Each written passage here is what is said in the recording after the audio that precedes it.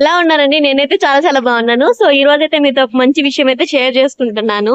So Guntur అయితే వచ్చామండి. మా ఊరు నుంచి 50 కిలోమీటర్ల దూరంలో ఉంది. సో ఇక్కడైతే యాలక చెట్టు అయితే కనిపించింది. సో చూడండి యాలక చెట్టు. మా ఊరైతే నెల్లూరు అండి. నెల్లూరు సైడ్ ఎప్పుడు నేను యాలక చెట్టుని అయితే చూడలేదు.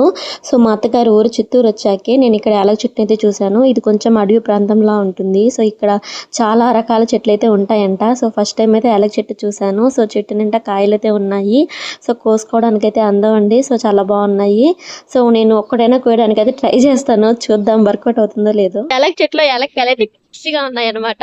సో నేనైతే యాలక చెట్టు దగ్గర నుంచి ఫస్ట్ టైం అయితే చూడటము.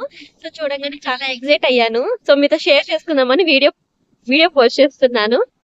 యాలక్కాయలను చూడంగానే కోసుకోవాలని చాలా అనిపించిందండి. కానీ చాలా హైట్ లో ఉన్నాయి. నాకైతే అసలు అందలేదు.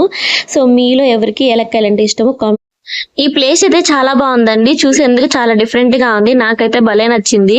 సో మీలో ఇంతమందికి ఇలాంటి ప్లేస్ ఇష్టమో కామెంట్ చేసేయండి. చాలా బాగా అనిపించింది. ఫస్ట్ ఇక్కడ నాగదేవత గుడి అయితే ఉంది.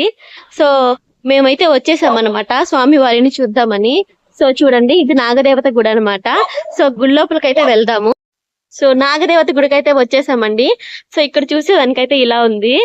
సో చాలా ఫేమస్ అండి నాగదేవత గుడి. నాగదోషాలు ఉన్న వాళ్ళు ఇక్కడికి వస్తే నాగదోషాలు అయితే పోతాయండి. సో చాలా మంచిది. సో నేనైతే వచ్చేసాను. చాలా బాగుంది గుడి. నాగదోషాలు ఉన్న వాళ్ళు ఇక్కడికి వస్తే నాగదోషాలు అనేవి ఖచ్చితంగా పోతాయంటండి.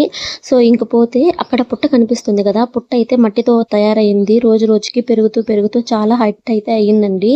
సో నా వీడియో కనుక మీ అందరికీ నచ్చినట్లయితే please subscribe my channel and like కూడా చేయండి, షేర్ చేయండి, కామెంట్ చేయండి.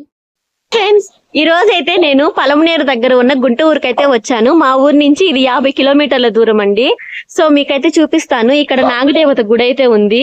సో మేమైతే వచ్చేసామన్నమాట స్వామి వారిని చూద్దామని. సో చూడండి ఇది నాగదేవత గుడి అనమాట. సో గుడి లోపలికైతే వెళ్దాము. సో నాగదేవత గుడికి అయితే వచ్చేసామండి. సో ఇక్కడ చూసేదానికైతే ఇలా ఉంది. సో చాలా ఫేమస్ అండి నాగదేవత గుడి. నాగదోషాలు ఉన్న వాళ్ళు ఇక్కడికి వస్తే నాగదోషాలు అయితే పోతాయండి. సో చాలా మంచిది. సో నేనైతే వచ్చేసాను. చాలా బాగుంది గుడి. సో నాగదేవత గుడికి అయితే వచ్చేసామండి. సో ఇక్కడ చూసేదానికైతే ఇలా ఉంది. సో చాలా ఫేమస్ అండి నాగదేవత గుడి.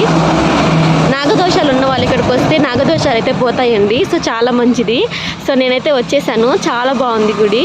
నా వీడియోస్ కనుక నచ్చినట్లయితే ప్లీజ్ సబ్స్క్రైబ్ మై ఛానల్.